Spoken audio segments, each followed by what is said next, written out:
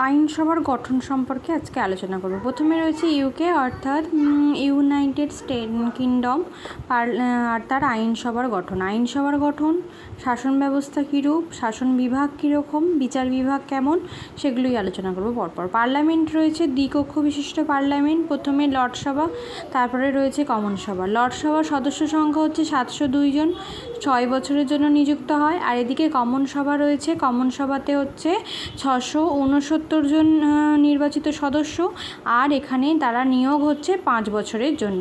লর্ডসভায় সভাপতিত্ব করছেন Lord chancellor, আর common সভায় সভাপতিত্ব করছেন স্পিকার।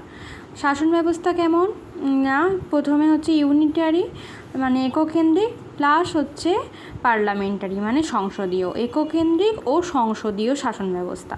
শাসন বিভাগ কেমন না, শাসন বিভাগে দেখা যায় রাজা অথবা রানী থাকেন, প্লাস প্রধানমন্ত্রী থাকেন ক্যাবিনেটে, ঠিক আছে, এবং থাকে প্রিভি কাউন্সিল উত্তরাধিকার সূত্রে যিনি নিযুক্ত হন। ঠিক আছে, কারা নিযুক্ত হন উত্তরাধিকার সূত্রে না, রাজা বা রানী। এই যে রয়েছেন রাজা বা রানী, তিনি কিন্তু উত্তরাধিকার সূত্রে নিযুক্ত হয়ে থাকেন। ঠিক আছে, এবার চলে আসছি বিচার বিভাগ। বিচার বিভাগে কী আছে, এটা লর্ডসভা সর্বোচ্চ আপিল আদালত। ঠিক আছে, লর্ডসভা হচ্ছে সর্বোচ্চ আপিল আদালত, মানে এখানে আইনসভাটা ভীষণ স্ট্রং। আর সুপ্রিম কোর্ট, ঠিক আছে, তারপরে হচ্ছে শীর্ষস্থানীয় আদালত। দেখো শীর্ষস্থানীয় আদালতে আমরা 3টে ভাগ পেয়ে যাচ্ছি।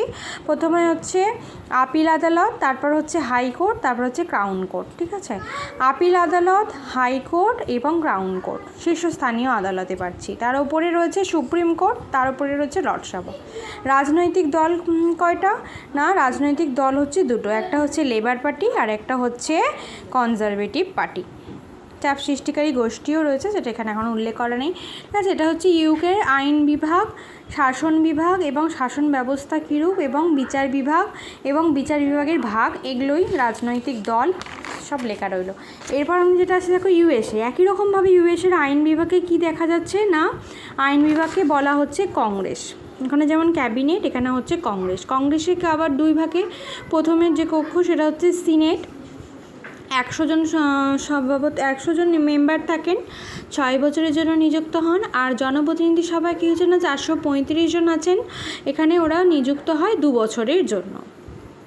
শাসন ব্যবস্থা যুক্তরাষ্ট্রীয় ও রাষ্ট্রপতি শাসিত শাসন ব্যবস্থা প্রচলিত। ঠিক আছে, শাসন বিভাগ না, রাষ্ট্রপতি 4 বছরের জন্য নিযুক্ত হন, ক্যাবিনেট এবং উপরাষ্ট্রপতি এদেরকে নিয়ে কিন্তু শাসন বিভাগ গঠিত হয়। আচ্ছা, বিচার বিভাগ না, যুক্তরাষ্ট্রীয় বিচার ব্যবস্থা। ঠিক আছে, এখানে যুক্তরাষ্ট্রীয় বিচার ব্যবস্থা শাসনতান্ত্রিক আদালতসমূহ এবং বিশেষ আদালতসমূহ, 2 রকমের আদালত দেখা যাচ্ছে, একটা হচ্ছে শাসনতান্ত্রিক আদালত আর একটা হচ্ছে বিশেষ আদালতসমূহ। রাজনৈতিক দল কি না, ডেমোক্রেটিক পার্টি আর রিপ্রেজেন্টেটিভ পার্টি। তুলনামূলক ইউকে আর ইউএসের শাসন ব্যবস্থার আলোচনা রইল। এগুলো ভালো লাগলে অবশ্যই কমেন্ট করে যাবে।